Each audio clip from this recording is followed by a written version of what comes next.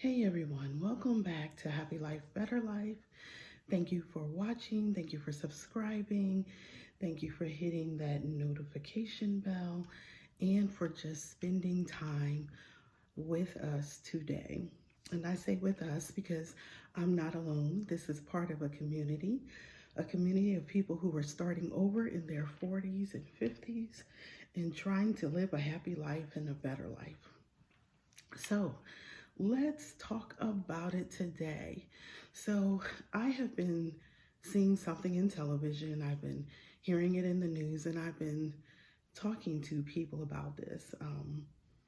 And I'm just going to say right now that I'm going to reserve my opinion towards the end.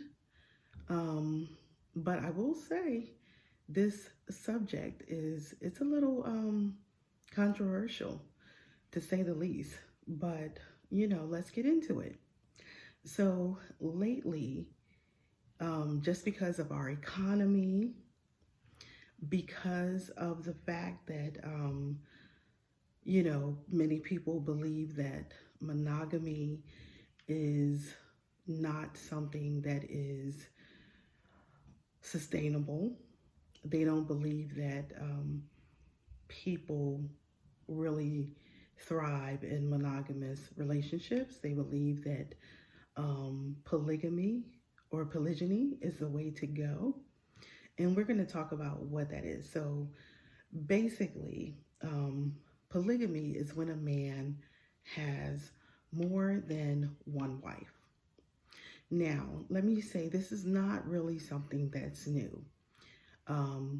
Even for Christians, people who read the Bible, it was definitely something that occurred in the Bible, where a man, especially if he was a wealthy man, he had more than one wife, or he had concubines, or whatever you want to call it. We know that in the Bible, Solomon, who was supposed to be he was supposed to be a man of wisdom, one of the wisest men.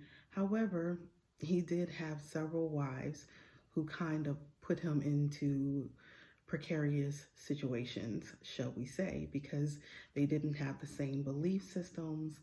They believed in other gods and so forth. And so essentially, in that particular context, they were able to turn his heart away at times. So that's that's just one example in the Bible, but there were certainly many others. Also in African history, because I'm an African American woman, even now, currently, there are several people like Akon, who is he's a singer and an actor, I guess, but he's definitely someone who is high profile, and he has had more than one wife. But it's something that is very common in his culture. However, here in the States, he has kind of come under fire for that. People haven't really applauded that, let's say. So, bringing to why this topic is something that I thought we should talk about. In certain situations, people are finding it more acceptable, especially because here in the States, things are quite expensive these days.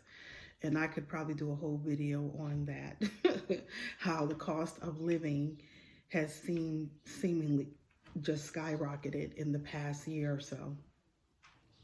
So people are getting tired, I guess, and tired of struggling. Also, when you go to certain places, the women so far outnumber the men. And so they believe that these men in certain areas anyway are not going to really be faithful to just one woman, because there are so many women, and women are, constantly, no, I'm not going to say women are constantly after them, but if you are in an area, and I know of people in certain areas where the number of women, if there's 5 or more women to every man, That's going to be challenging for the women in those areas, and definitely challenging for men who do not hold a monogamous mindset. And maybe just who often cave to temptation. So people have been talking about polygamy more and more. So there is, I think in polygyny, it's a different situation, like where you have sister wives, like what the Amish do. They have sister wives, and everybody kind of dwells in one household, and they raise the children together and all of these things. So, like I said, I would reserve I would reserve my opinion about that to the end. But what I will say right now is just I don't like to share. I don't like to share. So that would be not in that context. I don't want to share my husband. However, I'm looking at things for right now for women and future projections to see, is this actually something that is doable? Is it something that's doable? So there are situations where a man will have more than one wife or raise children with more than one female. So I don't think that that's a very easy thing to do. I think it's a very challenging thing to do. And I guess if the adults agree to that, my greatest concern would be, will these children get the time that they need, the equal time that they need? Now, even though, like when I look at my own family, let's be honest, let's be transparent. So on one side of my family, there was a situation where, well, I'm just going to say it was my grandmother. Every Saturday, she would always go out and she'd stay out. She'd go out about 11 in the afternoon and she wouldn't come back until about 11 in the evening. And so, but Monday through Friday, and I guess on Sunday too, Monday through Friday, she cooked, she cleaned, the house was immaculate, and dinner was at 6 o'clock every day, like clockwork.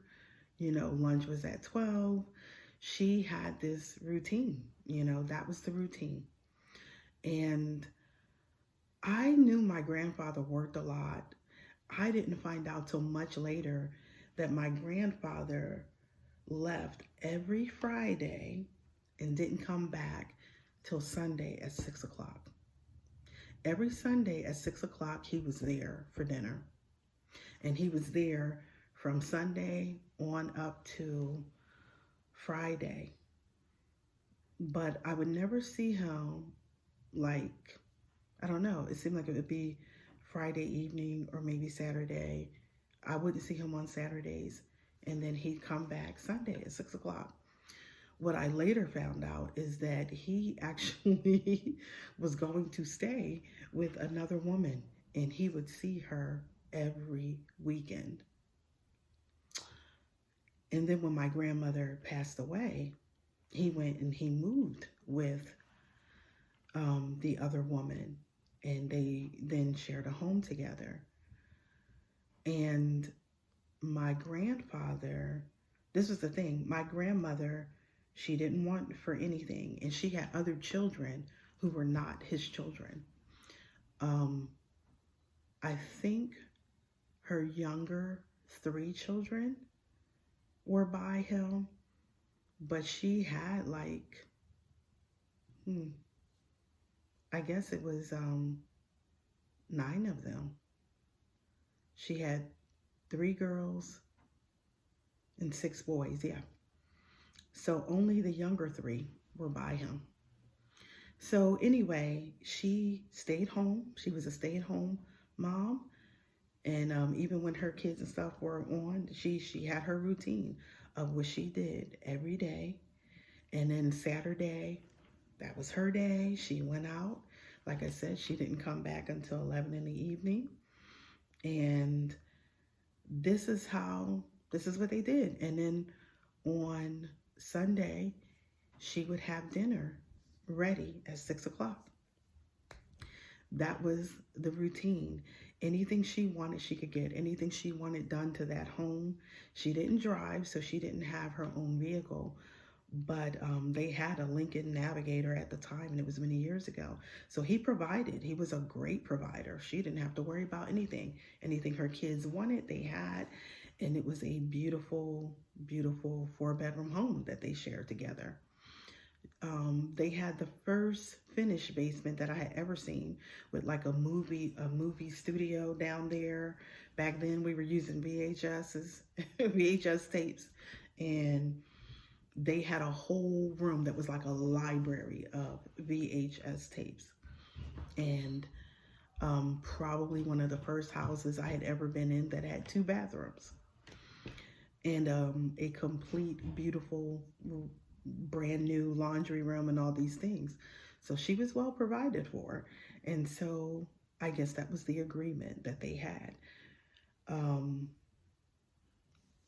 Later on, I had a relative. She and I were so close. We were like sisters, but we were cousins.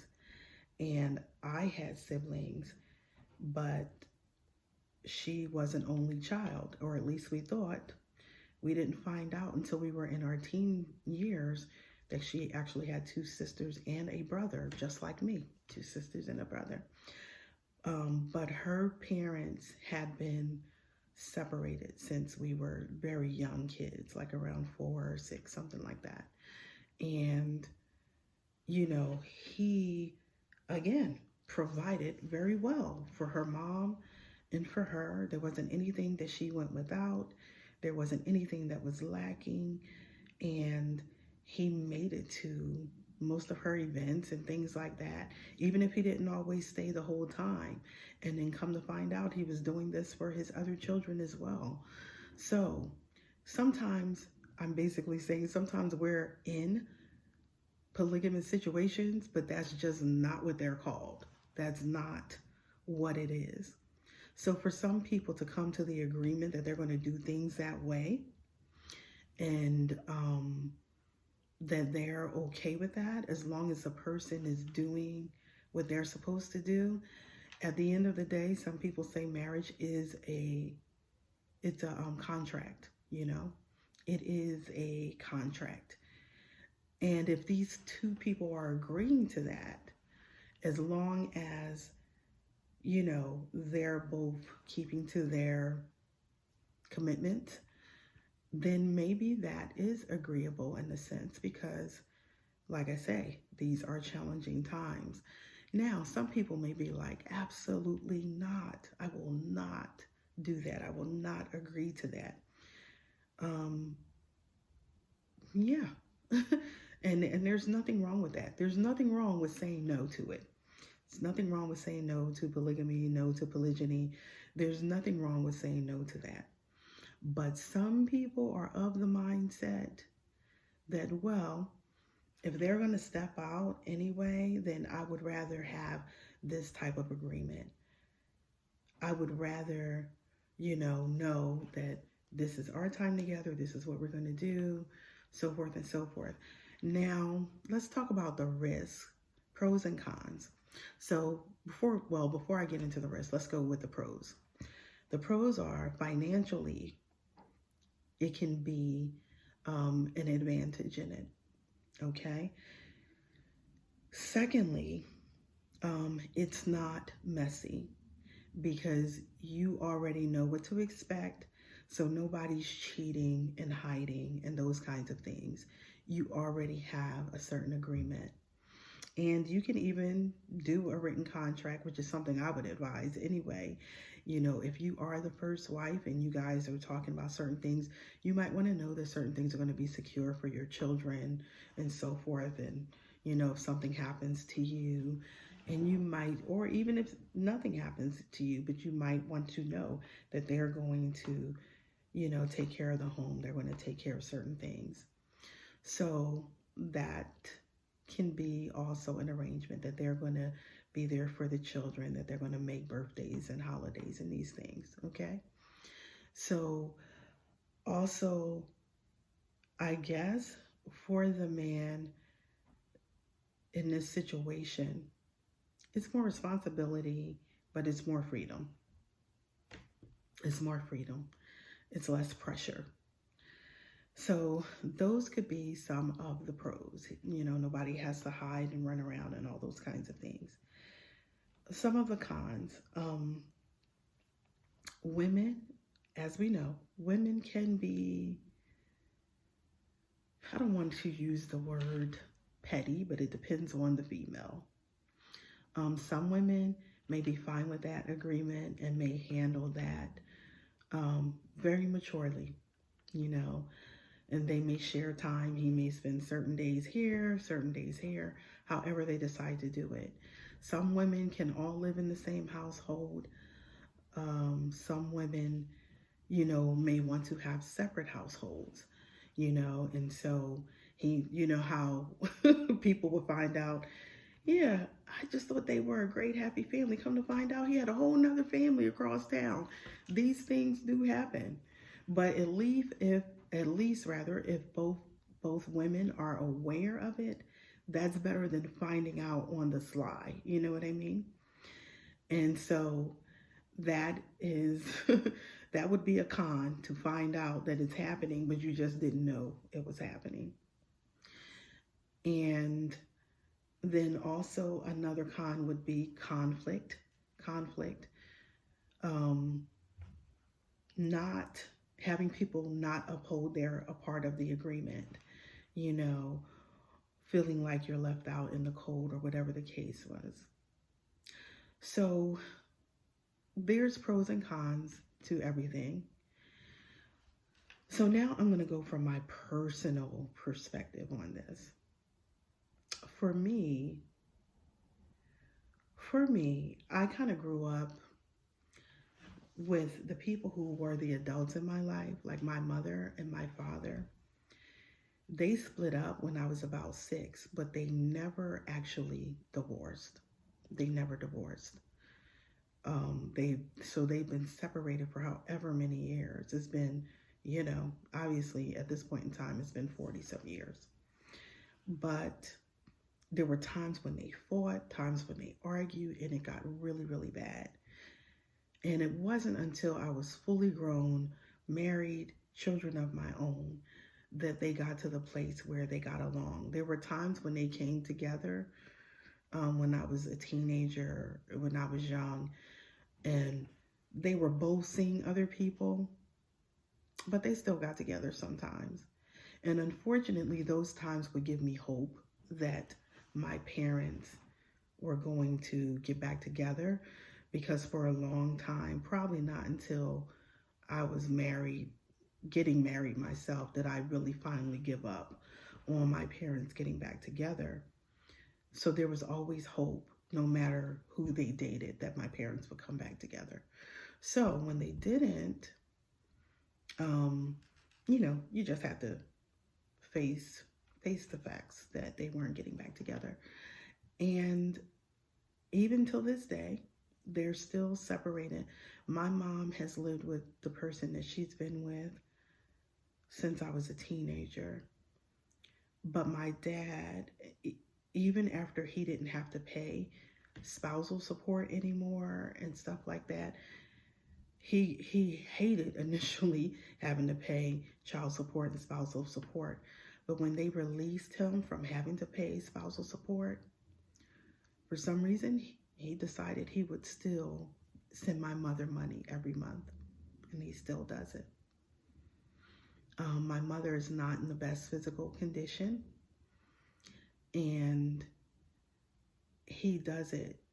And I gotta say, I love him for it, because he didn't have to do it, but he does it. And I appreciate him. They always say, the best gift that a father can give their child is to love their mother, And when you don't have your parents bickering and arguing and fighting and stuff like that, and they're getting along, it is definitely very beneficial. I think about my Aunt Mary, and she and her husband were the same way. They separated when they were, when me and my cousin were very young. but he always cared for her and treated her like she was his wife, even though they, moved on from each other in that way and saw other people.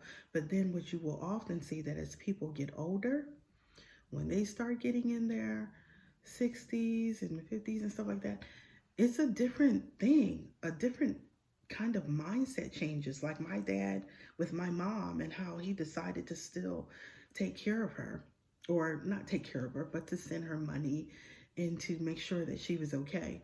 Um, the same thing, but earlier, much earlier, because they never had the same kind of contention that my parents had.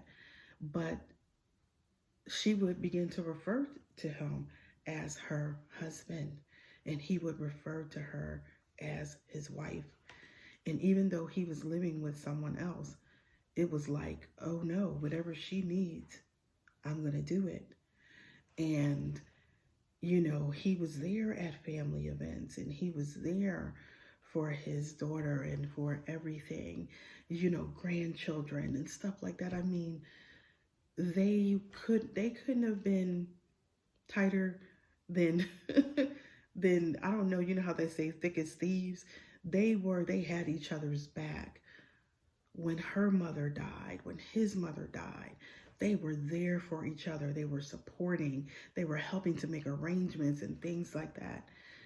And you know that was her husband, even though they didn't live together and they were separated. So my thinking is, I guess at the end of the day, you have to know what you need. You have to know what you require. There was a time I had very strong opinions about all this, and I would have been like, no, absolutely not. But come to find out, I was living in all these situations without even really realizing it. So I would say to you, you know, do what's best for you, your children, and your family. I'm not trying to tell anybody to go one way or another. Me, I can't live in a house with a bunch of other women. No, I cannot do that. I just can't. Would I be in a situation, like if I was, I don't know. I really don't know. I would say my preference would be to be in a monogamous relationship with someone who loves me equally as I love them, and who would not see it as robbery to be committed to one woman. That is my ultimate preference. Would I do something different, given different situations? Because there also are women who just don't want to be alone. They don't want to be alone. They want to have somebody there at some point. I don't feel like I can fault them for that. I don't feel that I can come against them for that. Yeah, you will have women who will tell you, no, you shouldn't do this, you shouldn't do that, you shouldn't. But also, sometimes the very people saying that do the same thing in different ways, whether they are aware of it or not, whether they know what's going on or happening or not. So, you have to make the choice of what's best for you. Sometimes it doesn't always look ideal, but I will say this. I don't believe in cheating on people. I don't believe in sleeping with someone else's husband, someone else's wife, behind their back, and they have no knowledge and all that kind of stuff, because that is messy. It's hurtful. It hurts the children. It hurts the adults. And that is not acceptable to me. So, I don't know. You chime in. Give me your thoughts. Would you settle for a situation like that? And what would make something like that acceptable for you, if you would find it acceptable? And maybe your opinion is no, never, wouldn't do it. Let me know your thoughts. And I am by no means saying that anybody should go out there and be the other woman and all this kind of stuff. So don't trip up what I'm saying. I simply presented information. I talked about pros and cons. And I talked about my opinion and what I would do. And now I'm just asking for your opinion. So in the meantime, I know this topic was a little out of the realm of what we normally discuss, what we normally talk about on this channel. But I'm really interested in hearing what you might have to say. So in the meantime, have a great day, live a happy life and a better life, and I'll talk to you next time.